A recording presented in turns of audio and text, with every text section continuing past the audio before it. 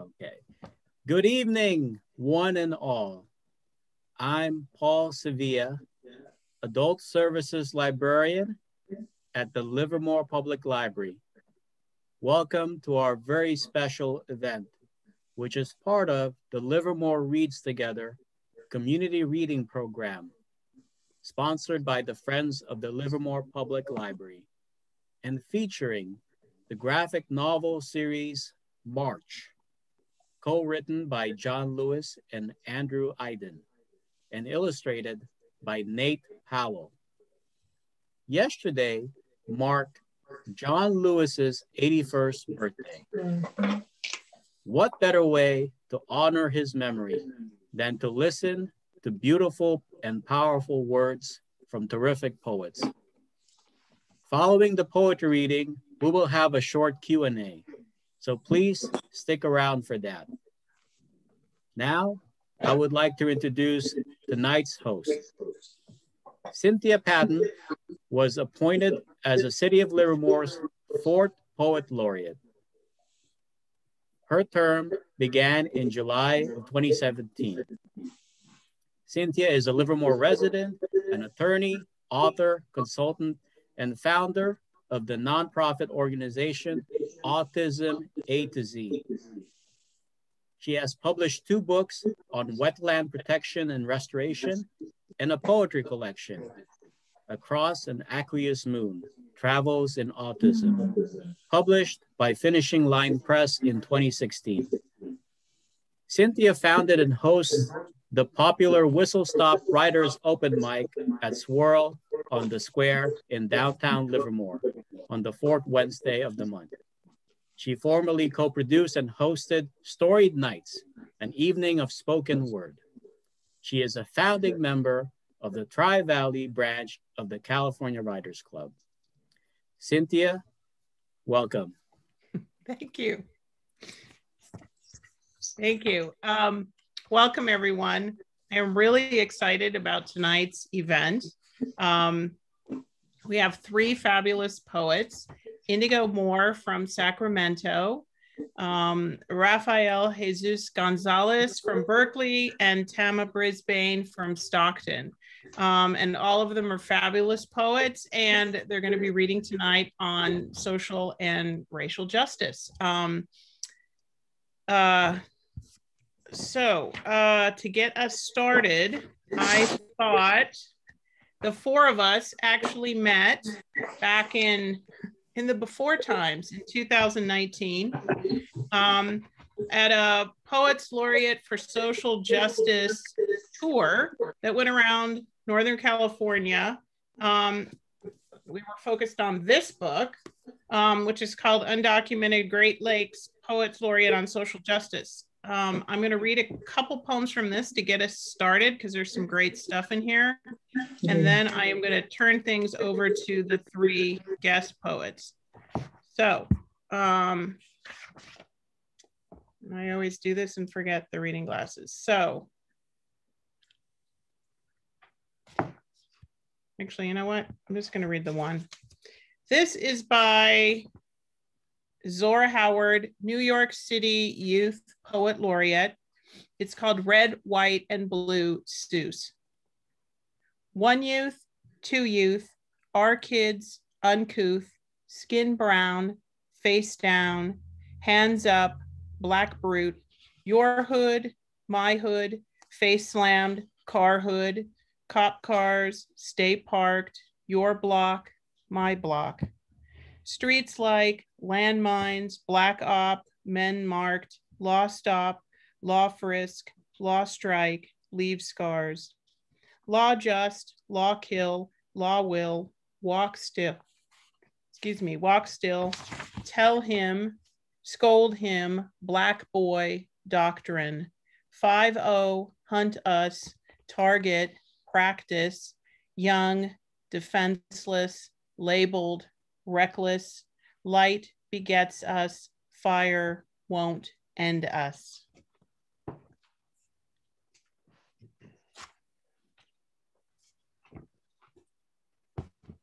And if I've got a couple other ones if we have time at the end. I can read those. But thank you all for coming. We have 3 fabulous poets tonight. I'm so excited that this all came together. You know, right before we started, we were kind of talking about the order, and we hadn't really decided it, but Indigo asked to go last. So I think we are going to have Tama go first, and then Raphael, and then Indigo, if that's okay with Tama. Are you nodding? Yes? Okay. So Tama Brisbane is the founder and executive director of With Our Words, a nonprofit slam poetry collective based in Stockton. With Our Words creates safe spaces for young people to express themselves through written and spoken word, and provides opportunities for at-risk youth to connect the dots between literacy, critical thinking, social action, and community results. Tama is the City of Stockton's first poet laureate, appointed in 2015. She also serves as an area coordinator and poet teacher with California Poets in the Schools. Please join me in welcoming Tama Brisbane. Thank you. Thank you. So I didn't get a chance to find out how much time we've got. 15 minutes. Oh, bet. Yeah, 10 to 15 minutes. You're good. We're good. Okay, cool. I'm going to start off a little bit unconventionally. Tomorrow morning, I'm going to be joining the class of Madison Elementary School in preparation for their MLK oratory competition. And their assignment was to take the blueprint presentation by MLK and to create an erasure poem from it. Okay. And so in order to show them how versatile that technique is, I did the same thing. So we never ask our students to do anything that we're not willing to do. And in creating an erasure poem from MLK's blueprint, I found something actually quite ugly that wanted to be born to show us what we are fighting against. So my arc tonight is going to go from the grimy, hopefully, to the sublime. And so I'm going to start off with erasure, blueprint for white supremacy. I need not say how delighted I am to be here today. I want to express my personal commercial that I hope each of you will go home and tell your parents tonight. We can talk a long time, but I'm going to be really brief. What is your life's blueprint? What you do now, decide now, may well determine which way your life shall go. Whenever a building is constructed, a blueprint serves as the pattern, the guide, the model for those who are to build the building. In the process of building the structure of your own lives, number one in your life's blueprint should be a deep belief that you are nobody. Always feel that. Always feel that. Always feel that. You should be ashamed of your color. It's very unfortunate, the Negro's color, your biological features. Believe that in your heart. You need cosmetics to make you lighter. You need to process your hair to make it appear straight. Good hair is good. We've got to believe that. I say to you, to each of you, doors of opportunity are not open. And the great challenge facing you is these doors. The world will make it become increasingly true. So I would urge you to drop out of school and understand why. I urge you to live, stay, be as if Almighty God called you a good Negro. Don't be a doctor, lawyer, school teacher, preacher, barber, beautician. For if you set out to do that, you have already flunked entrance into the University of Integration. Be a street sweeper, be a scrub, be a bush. You can't be a highway. You can't be the sun, a star. You fall. Black men and Black women cannot be new and blazing stars of inspiration. You should know this.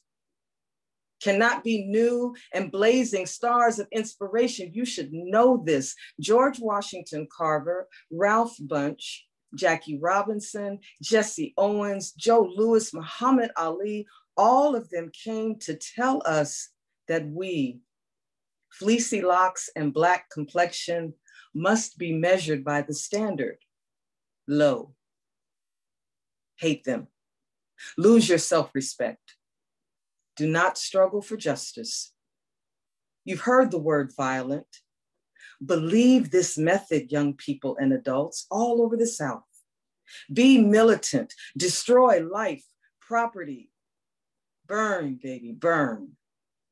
Transform injustice into the realization of a great symbolic profundity. Son, life ain't no crystal stair. Tax in it. Boards turn up. No carpet, bare. All the time, a climbing in the dark, there ain't no light. So boy, turn back. Don't you sit down. You keep moving. Keep going. Fly, run, walk, crawl. But by all means, keep moving.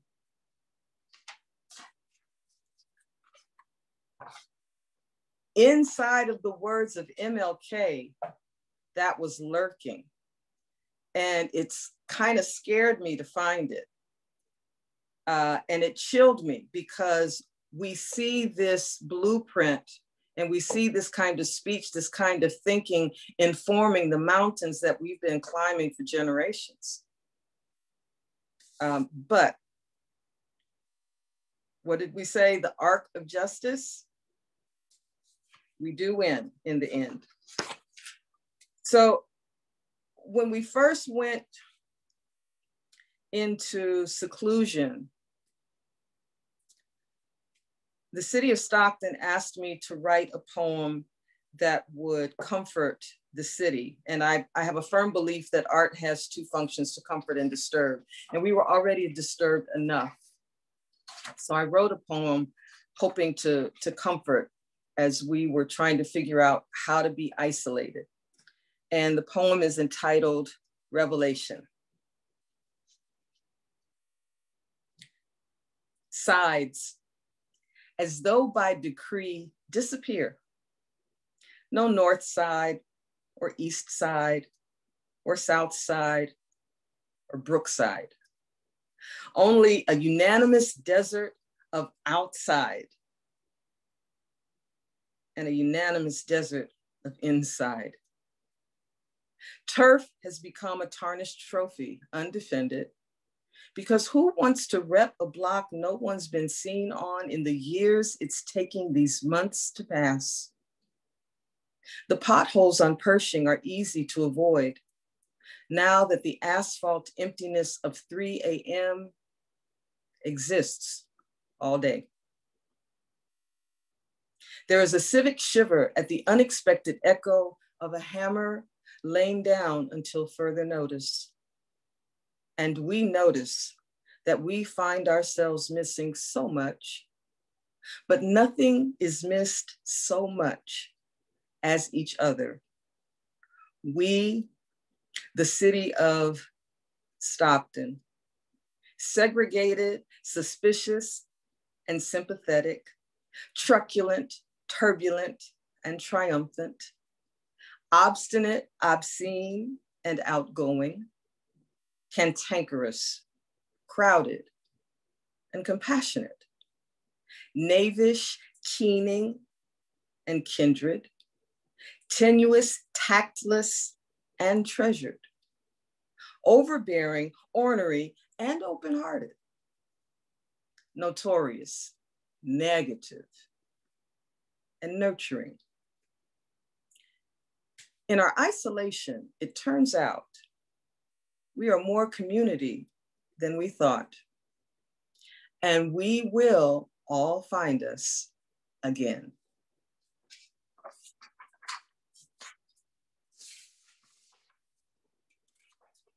So the last two come from invitations and come from 2 solid years of protest and upheaval on very different fronts. In 2019, before the Proud Boys became this national conflagration of hate, they were smoldering here in California, and they were the invited guests at the Straight Pride Parade in Modesto. And we had a counter protest, and they invited me to bring the poem that I had written for the raising of the gay pride flag at Stockton City Hall. And I was more than happy to. I did not clear it with my city, whether I could go and do something so openly political. And so I went, and the Proud Boys and a little raggedy ass collective, they were there, outnumbered and outhumaned by the rest of us. And so I read this poem, much to their dismay. And it is about the gay pride flag, which was also being paraded around the park. The flags here today, welcoming, unweaponized, are doing what flags do, being resplendently visible in the crowd and outside of closets. They will lower with all of our spirits when we grieve, because the letters L, B, G, T, Q as well have made the ultimate sacrifice for and sometimes because of the letters USA. The flags here today have endured as others, been confronted, made adjustments for time and place, color corrected themselves for greater artistic impact and human inclusivity. They will act as flags ought to, waving fearlessly, flawlessly fluid, maintaining structure and integrity, even when beset by the winds of change. But ultimately, courageously, the flags here today will proudly do what flags proudly do: symbolize and elevate everyone in the way ideas whose time has come should. And in the manner that movements for the greater good always have, defying bigotry by embracing humanity, the flags here today will continue to rise, like our faith, like our resistance, like our numbers, like our power, like our voices, like our community, like our love, like us, like us.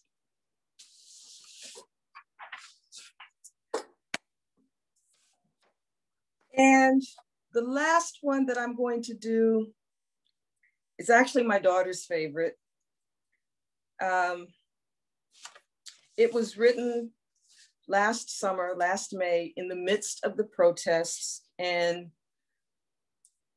we were watching Minneapolis crumble and build itself at the same time. And the state motto of Minnesota is L'Étoile du Nord, which in French means North Star. And in Black history, the North Star has a special significance. It was our guiding light out of turbulent times towards freedom. And so this is L'Étoile du Nord.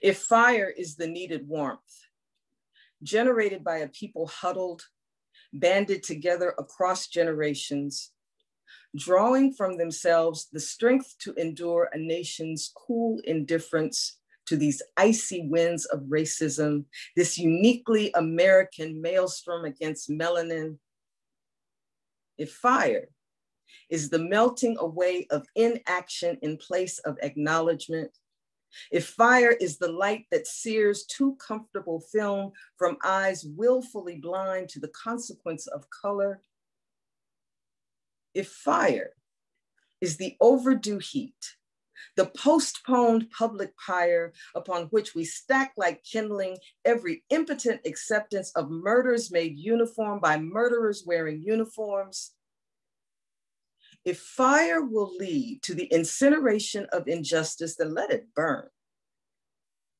Is not my word like a fire, saith the Lord, and like a hammer that breaketh the rock in pieces? Then raise every righteous and weary hand, yes, again, and against the brittle rock of racism, so ready to crumble further. Ignite our voices, yes, again, to set ablaze the catechisms of cruelty that paper over ancestral grievances, warm our hands by the fallen North Star that we'll call a bonfire, and wait. Somewhere in the systemic cinders is a Phoenix, a Ferguson, a Charlotte, a Kansas City, a Minneapolis, a Portland, a Louisville, a people, an entire country finally filled to bursting with a people ready to rise from the ashes. Thank you.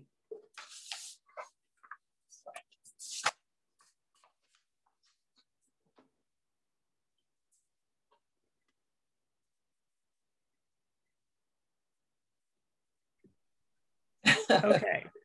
I'm unmuted. That's good. Thank you, Tama. That was just beautiful. All of them. Okay, next we have Rafael Jesus Gonzalez, Professor Emeritus of Literature and Creative Writing, was born and raised biculturally and bilingually on the Texas-Chihuahua border near El Paso. He taught at various universities before settling at Laney College in Oakland, where he founded the Department of Mexican and Latin American Studies. He was poet in residence at the Oakland Museum of California and the Oakland Public Library. 4 times nominated for a Pushcart Prize, he was honored for his writing by the National Council of Teachers of English in 2003. Other honors include a Lifetime Achievement Award for his writing, art, teaching, and social activism by the City of Berkeley in 2015. In 2017, he was named Berkeley's first Poet Laureate. Please join me in welcoming Rafael Jesus Gonzalez. Thank you, Cynthia. Thank you very much. Cynthia mentioned that I was born and raised on the US-Mexican border. And consequently, that made me heir to 2 muses. The one speaks in Spanish and the one speaks in English. And I never know which one is going to grant me her favors first, but it turns out that they will speak to me simultaneously so that all my work, or 99.9% of it, is in the 2 languages. And that's the way I'll share it to you. Despierta, América.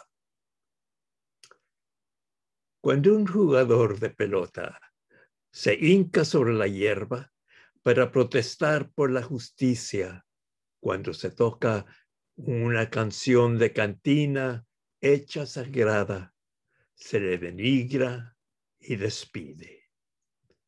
Pero cuando la policía pone la rodilla al cuello de sus víctimas o les disparan más veces que no, se le llama cumpliendo su deber.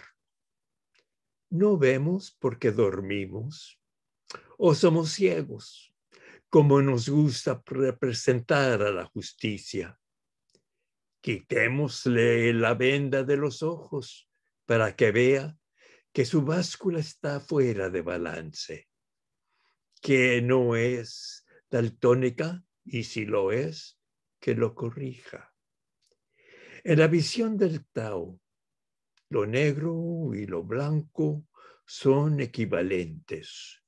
Uno no más de valor que el otro, pero su báscula se desequilibra a favor de lo blanco. Todo matiz de negro, no contando por mucho. ¿Será porque dormimos? Si solamente es que dormimos, despierta, América. Si es que nos negamos a ver, que nos ayuden los dioses.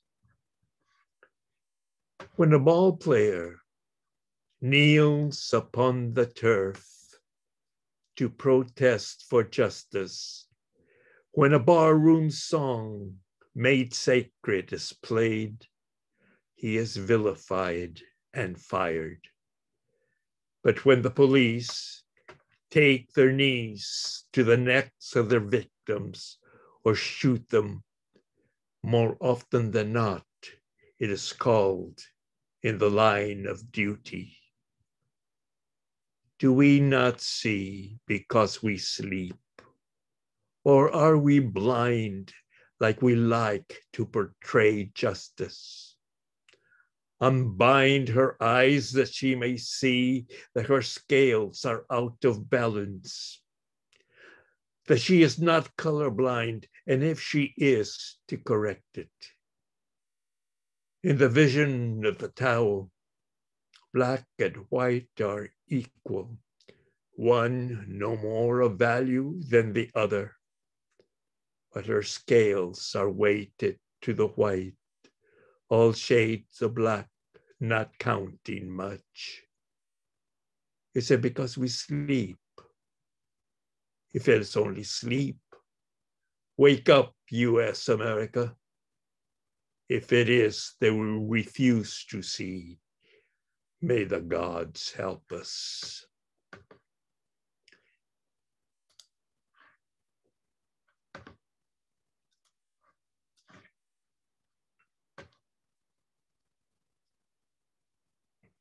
Despierte y respira.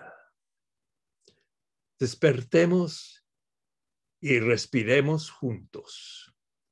Conspiremos para ellos de nosotros que no pudieron respirar por la rodilla de la crueldad y el poder en sus cuellos, la pistola en sus sienes. Asesinato con placa, nuestra historia de largo diente de injusticia en las túnicas de la ley. Despertamos y arriesgando la muerte por enfermedad o policía, inundamos las calles como agua de poderosa corriente. O desde nuestro aislamiento alzamos la voz. Basta. Basta de muerte, de tortura en las cárceles, en la frontera, que no necesita muros. Basta de la avaricia que asetora la fruta del sudor de nuestras frentes y corta la flor de nuestra sangre por bien del poder, solo por tenerlo. Viola la tierra en ciega y demente carrera hacia la muerte. Basta el viejo mundo de imperio, guerra, saqueo, esclavitud. De lo que quede, tenemos que crear un mundo nuevo, arraigado en el corazón, en armonía con la tierra. Despertemos y respiremos conspiremos. Awake and breathe. Let us awake and breathe together. Conspire for those of us who could not breathe, for the knee of cruelty and power on their necks, the gun on their temples.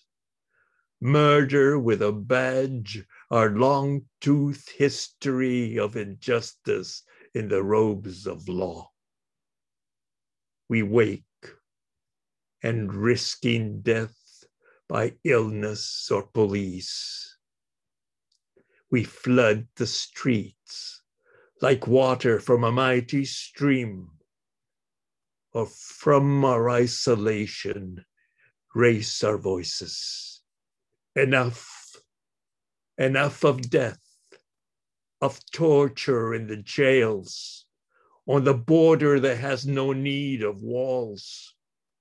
Enough of greed that hoards the fruit of our brow sweat and cuts off the flower of our blood for the sake of power, just to have it, rapes the earth in a blind, mad rush to death. Enough of the old world of empire, war, plunder, slavery. From what is left, we must create a new world rooted in the heart, in harmony with earth. Awake and breathe, conspire. And that is what we are doing this evening. We are conspiring. We are breathing together and sharing with you out there our words, so that we learn to breathe together to create a new world, because the old one is not going to sustain human life much longer. And let us wake up to our brotherhood or sisterhood, because we have no other choice. If we do not awake to that fact, we will not survive. Decirlo claro. Dicen los bobos que venimos de mendigos, estómagos vacíos, vacías las manos, para quitarles lo que ya sus propios canallas y bribones les robaron.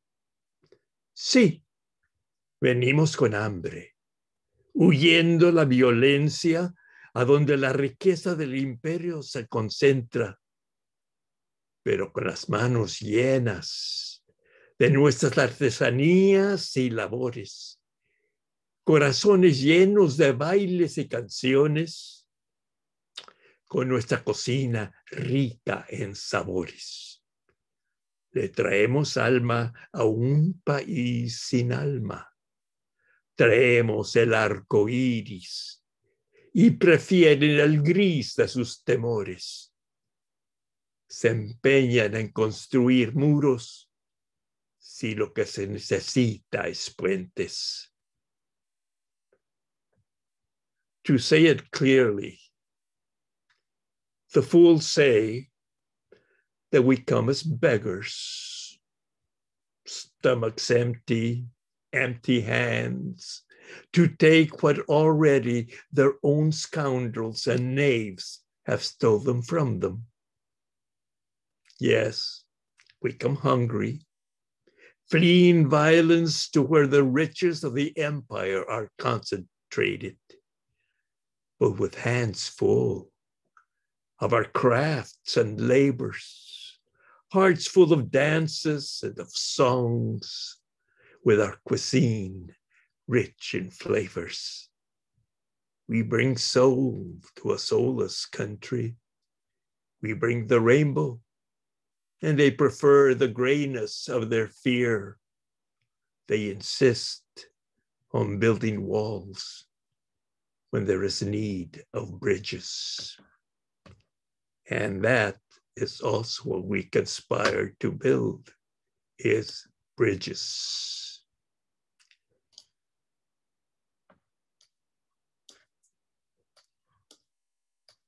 Let's see what has happened here. Well, we were talking about the dangers, and this is the dangers. Son peligrosas las fronteras. Son peligrosas las fronteras. Líneas imaginadas que las mariposas ignoran. Las vigilan la muerte, corazón enredado de alambre de púas. En este canto oscuro, para hermano, hermana, padre, madre, hijo, hija, tío, tía, muertos por cruzar frontera, buscando pan, trabajo, hogar, huyendo persecución y violencia, muertos a manos de asesinos, sino con placas policíacas, o cegados por la sed, por un sol implacable, o escalando un muro, o vadeando un río, respirando venenos en campos de fresas o viñedos, muertos en fábrica o carnicería, en cárcel en Texas o California o donde sea. Mariposas sus almas que rondan fronteras. Borders are dangerous. All kinds of borders. The borders between countries and the borders between us and each other. The borders between men and women, all those divisions that do not serve us. Borders are dangerous. Imaginary lines that butterflies ignore. Death keeps watch over them, heart wrapped in barbed wire.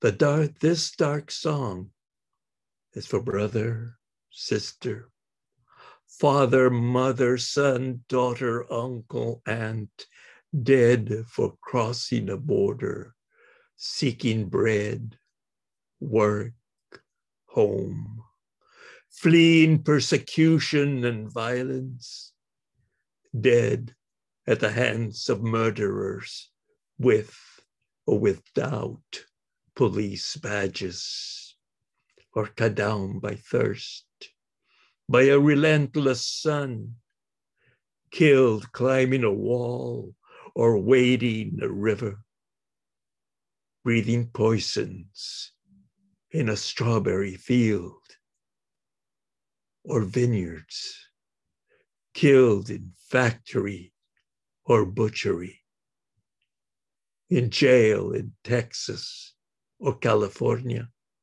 or wherever. Butterflies, their souls that haunt borders. And that is, of course, for all immigrants, not just my peoples from the South, from Mexico and from Central America and from South America, from all over the world, Africa, Asia, as with the Roman Empire, it is where the immigrations come because that's where the wealth is concentrated and at great risk. And they come for a promise that has been fake, that we have broken even in its ideals. We are a nation that is hypocritical. And if it achieves honesty, if it really achieves greatness, it will be from us coming together and conspiring to change it. Because let us be very truthful, the US of America was never great. It has been mighty, but greatness it will not achieve until it achieves justice. And I will close with the final poem. Se me pide como poeta. Se me pide como poeta, laureado de la ciudad, que recite un poema sobre los niños y niñas, madres, padres, separados, encarcelados, enjaulados, torturados en centros de concentración en la frontera del sur. ¿Cómo poner en canto el sufrir, el llanto, el terror, el espanto de los niños arrebatados de los brazos de sus madres, sus padres, por manos bruscas, en voces rudas, en lengua que no comprenden? ¿Cómo contar su dormir de pesadillas, exhaustos de llorar, no envueltos en cobijas de algodón y lana, oliendo a consuelo, sino en mantas isométricas, metálicas y frías, en el suelo de una jaula? ¿Cómo cantar sus muertes? ¿Cómo cantar la angustia de las madres, los padres por sus hijitos, hijitas? ¿Cómo gritar el dolor y la rabia, protestar la crueldad de los canallas en la Casa Blanca, el Congreso, la Corte Suprema del país? Enmudecen las musas. Aquí los límites de la poesía. Solo servirá la resistencia. La revolución. Este será nuestro poema. No hay otro. I am asked, as poet laureate of the city, to recite a poem on the children, mothers, fathers, separated, jailed, caged, tortured in concentration camps on the southern border. How to put into song the suffering, the cries, the terror, the fright of the children snatched from their mothers, their fathers' arms, by rough hands, in harsh voices, in a tongue they do not understand. How to tell their sleep of nightmares, exhausted by crying, not wrapped in blankets of cotton and wool, smelling of comfort, but in space blankets, metallic and cold, on the floor of a cage. How to sing their deaths. How to sing the anguish of the mothers, the fathers, for the little sons, little daughters. How cry the pain and rage, protest the cruelty of the villains in the White House, the Congress, the Supreme Court of the land. The muses grow mute. Here the limits of poetry. Only resistance will do. Revolution. That will be our poem. There is no other. And that is what we are about. All of us, my sisters and my brothers here sharing our words, and you who may be listening out there. It is a revolution, a sudden movement, a quick change to a crisis that is not tomorrow, but is on us now. My native state of Texas is freezing under weather never seen before. And the scoundrels who govern it blame the windmills that generate alternative energy. They're cynics and liars and fools. And if we pretend to be poets and reciprons, we are committed to use the words for truth and to raise the voices and conspire and revolt, because that is what it's going to take. A peaceful revolution, one of the heart and of the mind, because we cannot make the changes that we need by using the same tools of violence that is used against us. We must listen to our prophet, Martin Luther King Jr. And his spirit and his words live on, and we must live up to them and follow in those footsteps that he set. So enough of exhortation. Let me end my plan with what is needed most upon the world, and it's a blessing. For the world dies, and it dies for lack of blessing. So bless you, my brothers and my sisters. Thank you, and bless you all who listen, and may the spirit of compassion and justice triumph in the world. Much love. Thank you.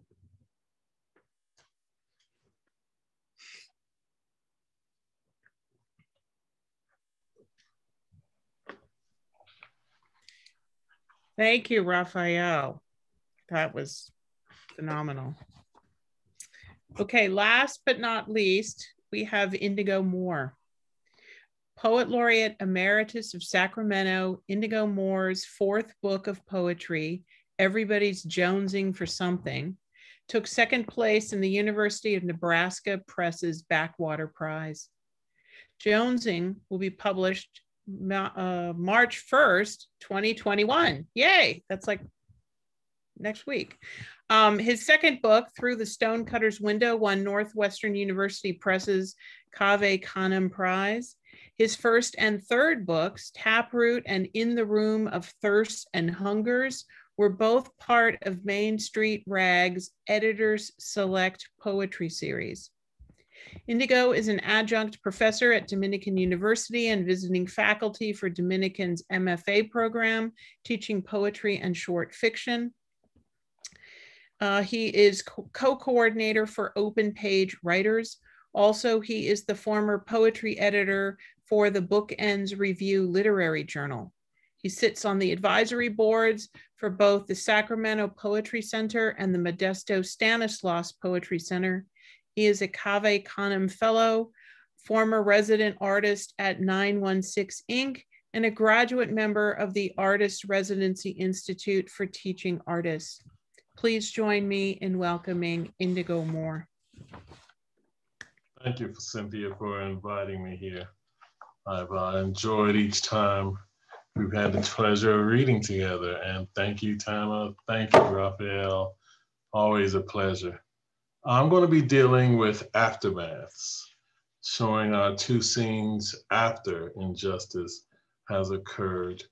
When Kavanaugh was attempting to be raised as a Supreme Court judge, we had Dr. Christine Ford come forward and talk about what had happened to her in college. And if there was a better opportunity to see how the patriarchy was going to treat a woman, I don't know when it was. But after that, I wondered, well, how do you win back any woman after something like that happened? So, a love letter to Dr. Ford from the patriarchy. Dear Christine, what has happened to our women? I won't drag reason into your delusion, swatting at windmills with a broom. You complain, even as 1,000 cameras section you like a hog. In the 50s, we would have doused your furnace with Valium. My mother could watch hummingbirds for hours. The inside of her skull, Rorschach flashcards. But the pot roast was never late. Honey, I'm fighting for this country. Cracking eagle's eggs into frying pans to make us great again. Rebranding swastikas, painting the arms red-striped and blue-eyed. Hell, I'll reach my hand up Lady Liberty's copper skirt and goose the flame if I have to. Sluice purple mountains, pan the American dream from streams crimson with Native American tears. And this is how you thank the architects of paradise? Be reasonable. Drag the viper from the cigar box. Patriotism is a horse losing your name in a bet. Open this gift box. Here's a charred chunk of greenwood, some faded California camp pictures. Remember how we tossed peanuts at the Japs in cages until laughter carved stitches in our kidneys? Slow your heart. Guzzle this Librium martini. Let's fold the top down, ride through the sunset like Roaring Dale. We'll pitch tents in the Alamo. My guitar string, my guitar is strung with real Mexican guts. I'm building 2 McDonald's for every crack in the wall. Christ, woman, have you ever felt safer? Take this Prozac lemon drop and voting sheet already filled out for you. Christen my yacht and we'll save money on fireworks. Shoot immigrants from cannons on the 4th. Finish the dishes. We'll have sex on the foreclosure papers that turn Harlem into a street mall. It won't be college fucking, but is it ever? Hush, Chrissy. Maybe you were assaulted, but bet dollars to donuts you enjoyed it.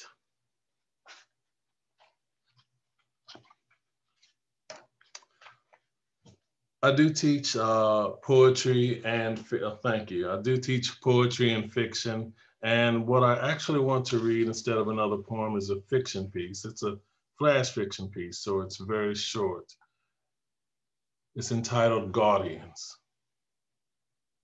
Grandpa Daniel was in his late 70s, yet still spry enough to climb the tree in our backyard for figs. He insisted that the only man ever born worth his salt was Martin Luther King Jr.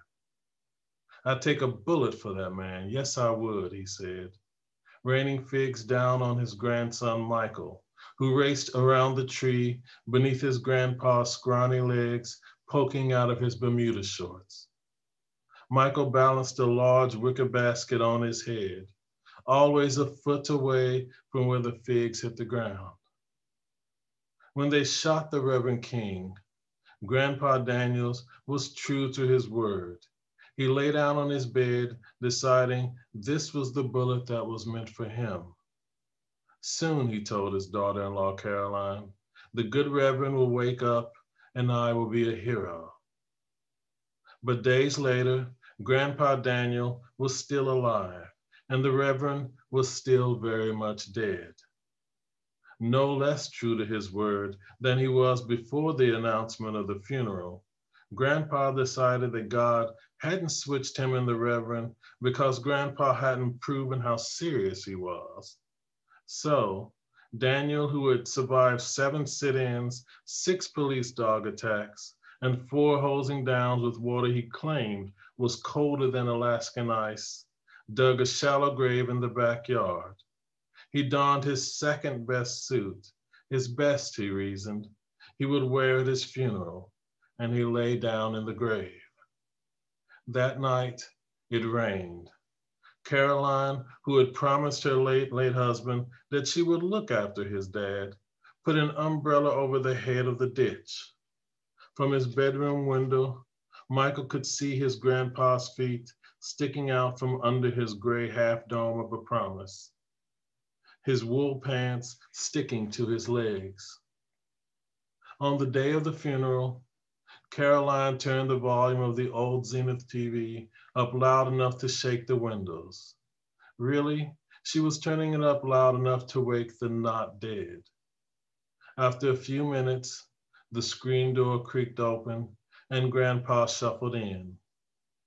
His back was caked with mud, but Caroline didn't complain when he sat down on the couch between her and Michael. When they showed a close-up of King's face, still as dead as Grandpa was not, Daniel took first Michael's hand and then Caroline's. He was crying. "I'm sorry," he said. "I'm sorry. I did everything I could." But he wasn't talking to his grandson or his daughter-in-law. He was looking at the TV. He was apologizing to everyone inside the glass. And I'm going to end with a piece about Trayvon Martin. One of the things that struck me is the different ways that the country took the news. Trayvon Martin disappears on stage. The shooter said that Trayvon Martin went for his gun. The Red Crow, the man on top. He was first an afterthought. There was once flesh in that hole, smoking like a highway-broke Chevy. Downtown, a bartender cradles a cigar wreath as the TV news bleats the scene like a huddled mass of sheep. The bartender is late for home. His wife slumps on the edge of her bed, filing her nails the lost years. He knows the unwalked dog has pissed the floor, but the cigar in his hand is damn right. Scissored between first and second fingers.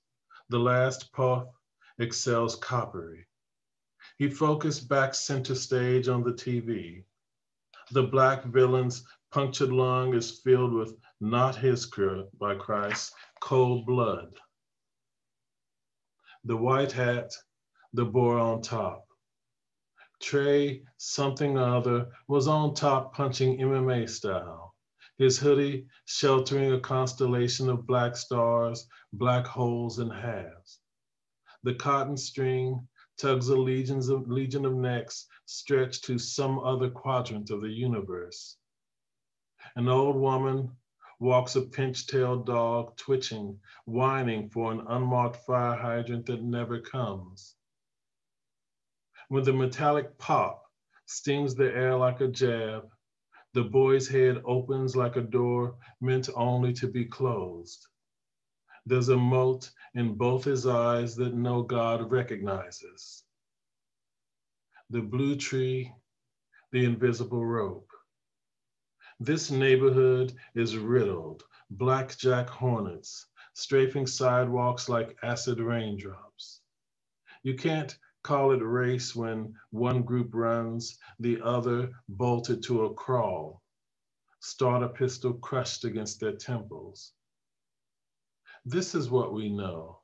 A large man unwrapped a gun from a wooden box. The boy is shot. Elsewhere, a farmer leans on a scythe like a rake, recounting the scene to his wife as a prism, a snow globe, a black kite plunging, a foxhole, maybe the same foxhole where their son died screaming his parents' names. Back center scene, a police cruiser straddles the reclaimed block like a hen guarding an egg. There is a crowd. There are a dozen empty-pocketed gazes. There's a Bible. There's a noose. There's a flag. Thank you very much.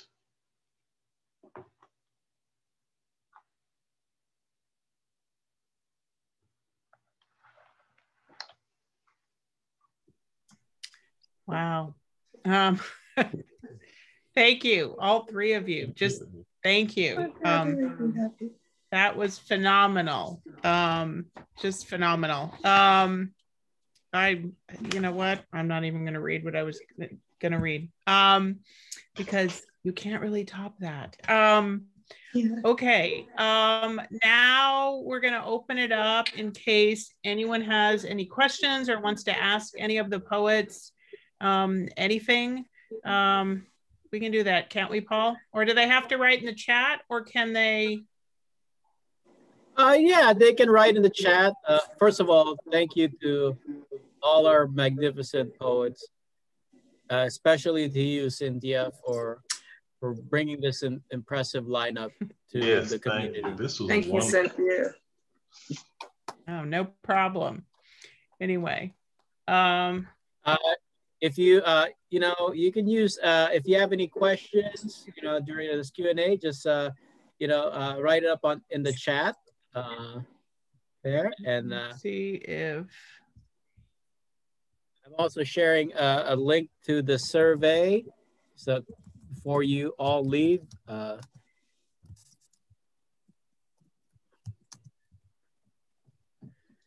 Wait. what?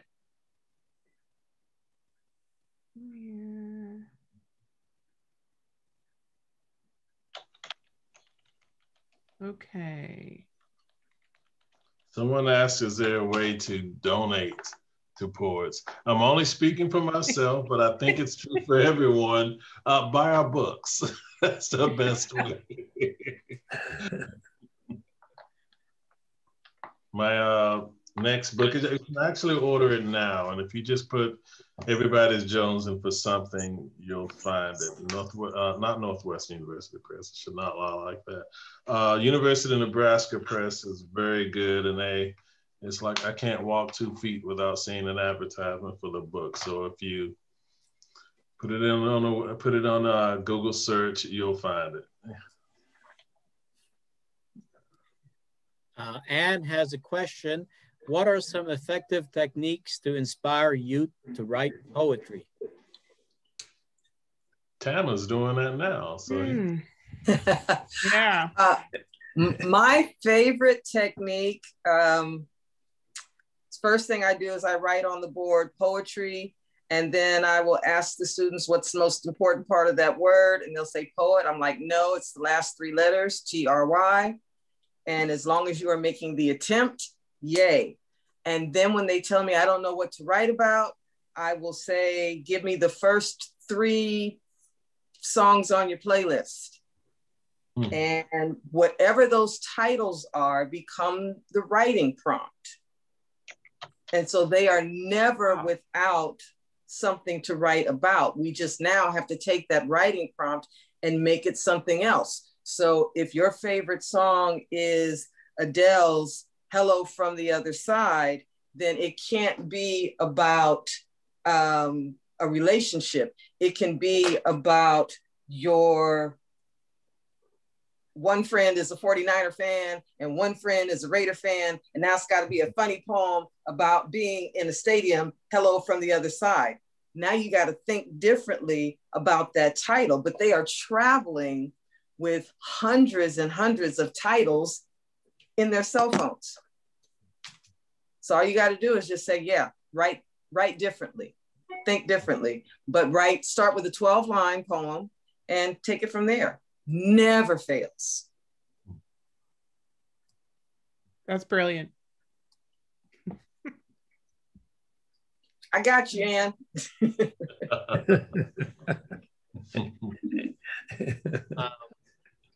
Do you all have a website? Because I know someone would like this. If you could share your links to your website or any way to reach you online. Yes, I can give you my blog. Yes, and that's R.J. Gonzalez with 2 Z's at blogspot.com. That's my initials, R.J. Gonzalez, GONZALEZ .blogspot.com. All right. Okay, I just shared it there. rgonzalez@blogspot.com. Okay. And I know Indigo That's shared. R.J. Gonzalez for Rafael RJ, sorry. Jesus. RJ Gonzalez. Yes. There you go. Rafael Yes. Jesus. Okay. Okay. How about you, Tama? Do you have a blog or a website? I just put it in the chat Oh, that my okay. website launches at the end of this month. I am so excited. But until then, you can reach me at spokenword209@gmail.com. Cool. Well, there's a lot of wonderful comments here in the chat. I'm going to save this chat so that maybe share it with you all, share a transcript with you all. There's really some wonderful comments. There is. A lot of people inspired by your poetry this evening. Oh, we got more questions. Let's see. Right, I'm looking at them. I know, yeah. What are some, let's see. Where did that go? I was What are just some reading that. effective ways to help busy? There was a couple of questions up before. Yeah. Yeah. There's I don't one wanna miss here the one before. from Mark Cabasino. Yeah. How would you encourage youth activism and or community volunteerism? Could you repeat that question again, please? Yes. How would you encourage youth activism and or community volunteerism?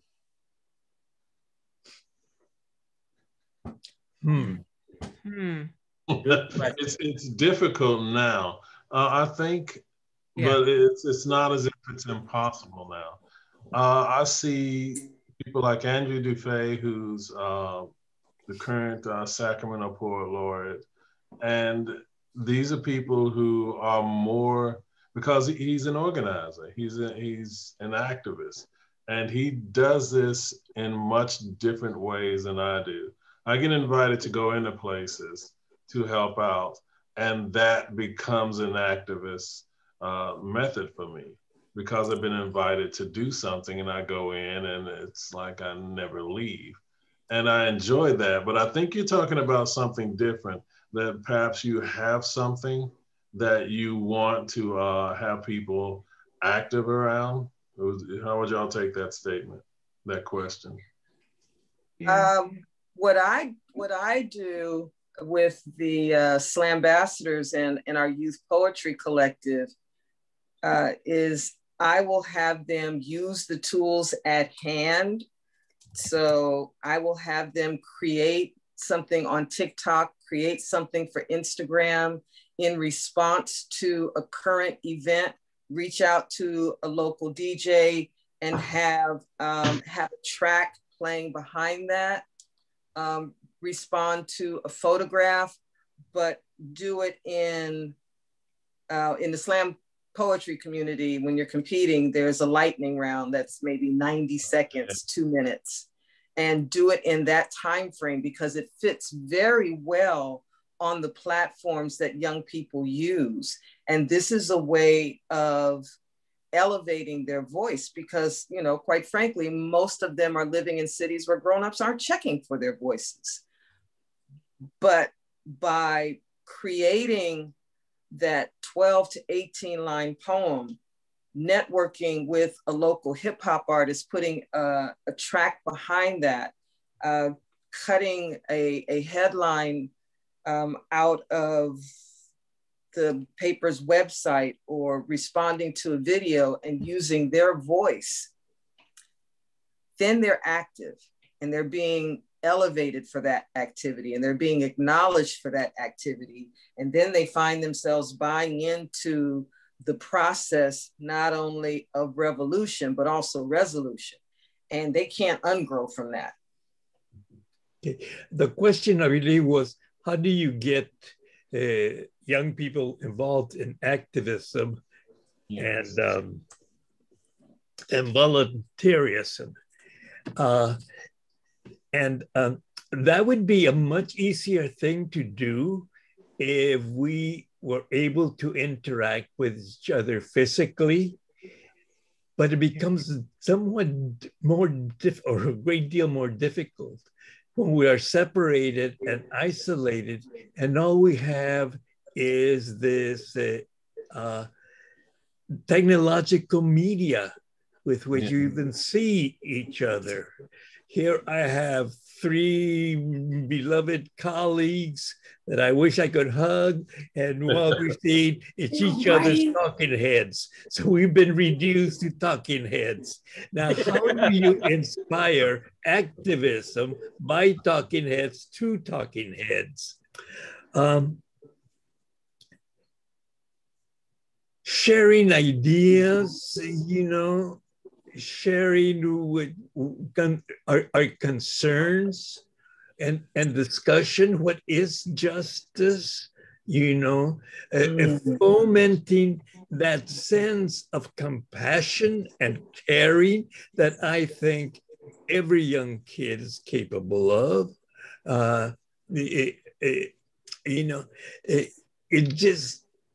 That's a very difficult question to answer in these times. It always depends upon inspiration. The more committed and activist you are, and the more you have thought of what brings you to that stage, the more you can communicate it and inspire the young to follow in those footsteps. Teaching about Martin Luther King, about Dorothy Day, about the myriad heroes and heroines that we have in the culture that have always resisted the injustice that is institutionalized. The institutional injustice of our culture, those that rebel against this, and the teaching of history helps a great deal. We missed a question earlier by Steve Ketzler, who said, I really enjoyed your thought-provoking poetry. Do you see the place of a confrontational, make-your-face reality style versus Amanda Gorman trying to inspire style? So basically, Amanda Gorman, she's speaking from a very oratory skill place, where a lot of us, the 3 of us, were basically, it's not that we don't have that ability, but we're speaking more as organizers and protesters and rioters from a very poetic standpoint. And what's the difference? That's always a good question, because a lot of what we do, even though we speak it very well, it's made to be read. And a lot of what she does is, even though it can be read, is made to be spoken. And what's the difference between those 2 styles? And this very different, and this difference in style, is different in voices. And one is no more valuable than the other. Exactly. Exactly. And that's what is the beauty of art, and the beauty about life and everything is the tremendous variety and approaches we have to any given thing, to truth. Let me confess something to you, that I would much, much rather spend my time writing love poetry and writing poetry to the flowers and to the sunset and to the dawns and to the things. That's what I want to do. I want to celebrate life. But when I am confronted with injustice, when I am confronted with the suffering of my brothers and sisters, it's difficult for me to focus on the petals of a flower. I think that's true for all. My soul thirsts for that. Yeah, people think we choose all the time what we're going to write, and that's not true. It just, something comes to us, something affects us in a very visceral way, and that's what we end up writing. And it's the Yeah. same for Amanda Yeah. Gorman. She's writing to speak to people and to inspire them. And I doubt if she chooses it, it's what she's feeling and what she's thinking and how it comes out. Yeah, I don't look at it as either or. I think Mhm. it's and. There are times when you want to inspire, and there are moments when you want to agitate. Look, y'all, I live in Stockton. This is the red pimple on the blue face of California. So Mhm. I am constantly Yes. being agitated and trying to, and I'm also a slam coach. So I've been taking young people to the Brave New Voices International Poetry Festival since 2008. And the thing that I like to do is to show young people how to use both styles of performing. Yes, there's performance poetry, and then some poems that are supposed to only reside on the page, but your vocabulary's got to be both. You can't live in either camp because we can't afford to be that polarized. Yes, yes. Yeah, I was on the Cantab slam team when I lived in Cambridge, Massachusetts. And the way I wrote and what I was writing too is much different from what I do now. Patricia Smith, who has Roger Gar. I mean, these are people who have transitioned between these gates, and they do it well, but it takes a lot of work, but it's worth it. Absolutely. Mm. Yeah. If I could go back to the question about inspiring kids to be activists and to volunteer. I mean, back in the day when I was doing a lot of, for my day job, a lot of environmental work with Save the Bay and Sierra Club, I have to say, I think one of the best ways to get kids involved is if the parents go to a volunteering event and bring their kids with them. You know, if you model that behavior, that tends to carry, you know, they learn that as a way of life. And then that, you know, they start doing it in college, and then it just kind of, you know, continues from there. So I really think, you know, if an adult really wants to get kids to do that, you know, bring them to an event. You know, that's a volunteer event, or bring them to something where they're doing some kind of community service. You know, that is like model that kind of behavior and show them how it's done. I mean, yeah, that's really, really difficult right now when we can't get together and, you know, be with people. But, you know, I think the more I reflected on it, I think, you know, the easiest way to get kids involved in stuff like that is to just, you know, model it, bring them with you and model it, you know, for them. And, you know, treat it like just, it's like a way of life, which right now we're kind of on hiatus from. There was one question that we almost missed that I do want to speak to. I think it's very important. It's almost at the heart of all of this. You know, how do you get poetry into the house? How do you get poetry in the house? Yeah. How do you get it out of the house? Wow. Not everyone has it in there. So how do you encourage the house to, and there's really only one way. Bring it up, mention it. Get it to the point where your kids understand that this is a huge part of your life, or your spouse if they're not into it.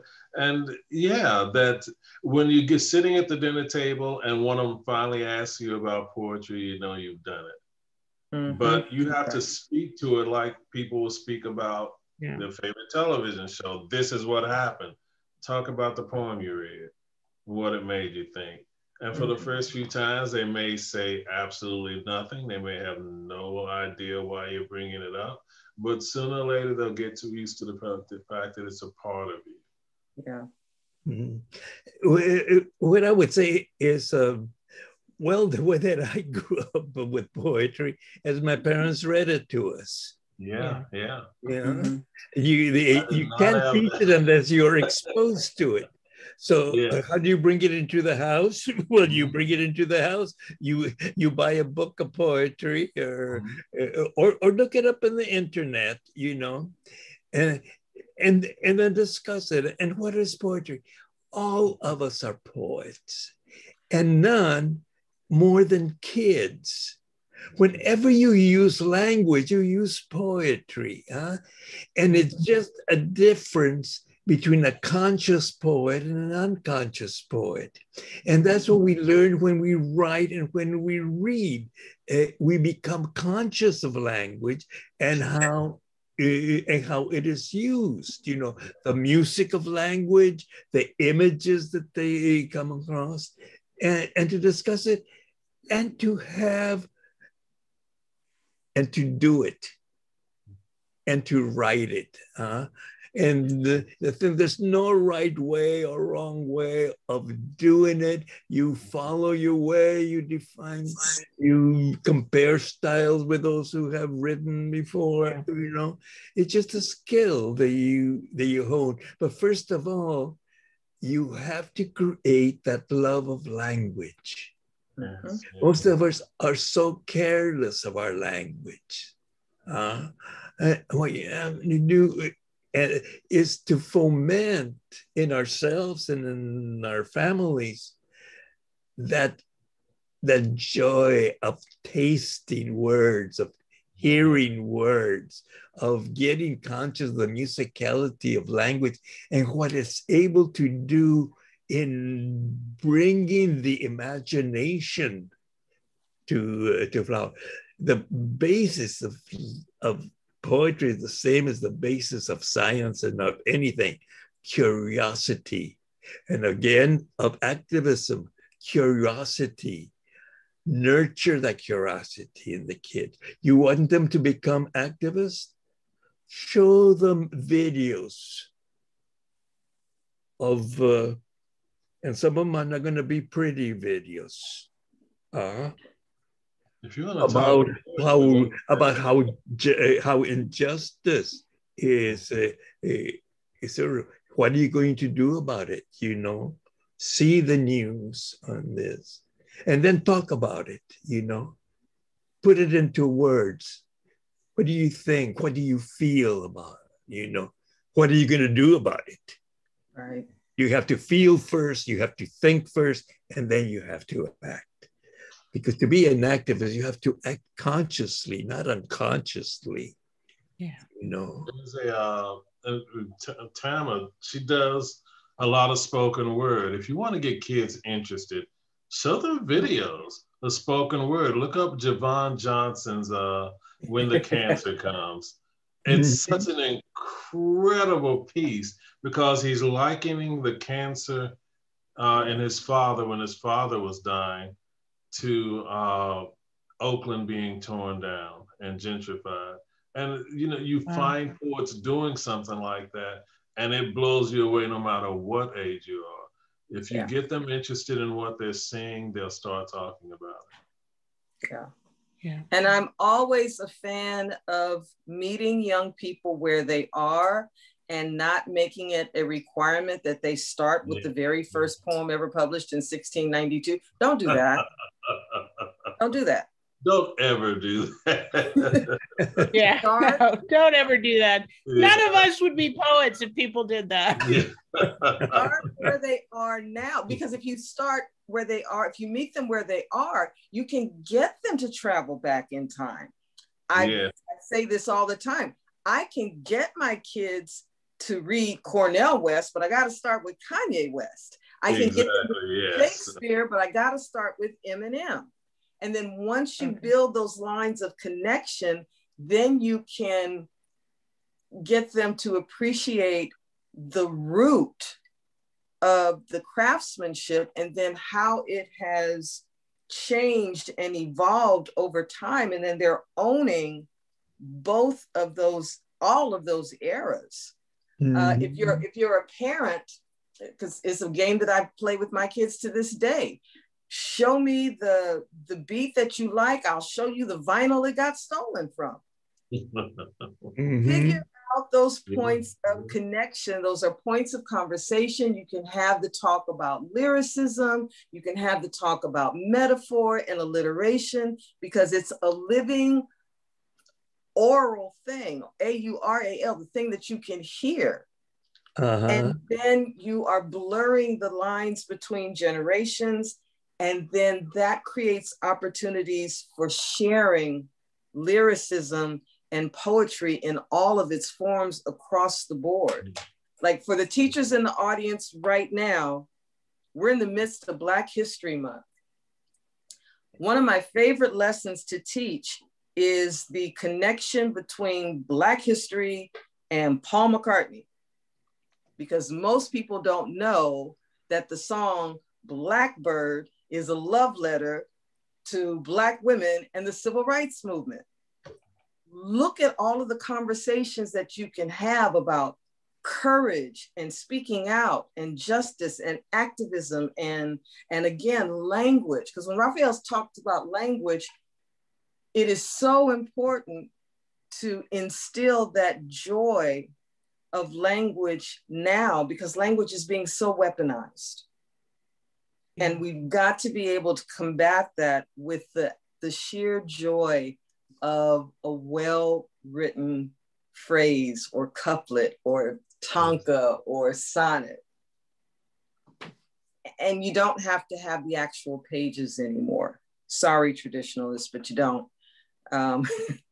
We can still teach and create that appreciation through videos, through YouTube, through Instagram, through old deaf poetry, button poetry, verses and flow. There's so many ways and entry points for poetry that are on the internet, and young people have access to that. And if you're just a little flexible, they'll be that way too. I would say then that you don't even have to depend upon the internet. In conversation with your kids or with each other, celebrate that phrase that just tweaks it differently, a different way of expressing something. Or set yourselves a task. In how many ways can I say this? Use the things around you. All of a sudden, just a little exercise. Grab a little dandelion or whatever flower is on the doorstep and bring it in sort of inside the door and ask your kid, write about it, anything you want, you know. And then talk about that language, about the things, you know. Because we all have language. We all have language. And kids have a tremendous relationship with language. They love to learn new words and to use new words and to put them together. Kids have a tremendous sense of metaphor and allegory. You know? They do. The moon came up like a banana. You know? Yeah, this connections of how to look at a thing, you know. I remember a movie, El Postino. I don't know how many of you saw that movie, El Postino. One of my favorite movies about Neruda. And at one point, this young man who is very interested in learning about poetry asks Neruda a question about metaphors. And he said, is everything a metaphor for something else? And the character Neruda starts, and he says, I have to think about it. I'll answer you tomorrow, kind of thing. But everything is a metaphor for something else. That's the way we make connections in the human mind. That's a very metaphor is one of the basics of language and of poetry.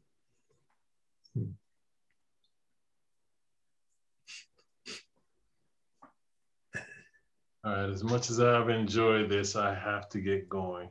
But thank you, everyone. Okay, yes. Seeing you, Indigo. My Yes. brother. Pleasure I missed meeting you. Y'all have a great night. Well, thank you. You know, this has been a remarkable program. and it's something that's going to be cherished for forever. I want to thank Tama, Indigo, Raphael, and Cynthia for being with us this evening. And Absolutely, yes. Thank you all. thank you to all for inviting me. who attended. And yes, read and write poetry and share it with others. Here's a blessing. And listen to it, yes. Yeah. Thank you. Yeah. All right, good night, everyone. Good Good night. night, everybody. Good night, Sweet everyone. dreams.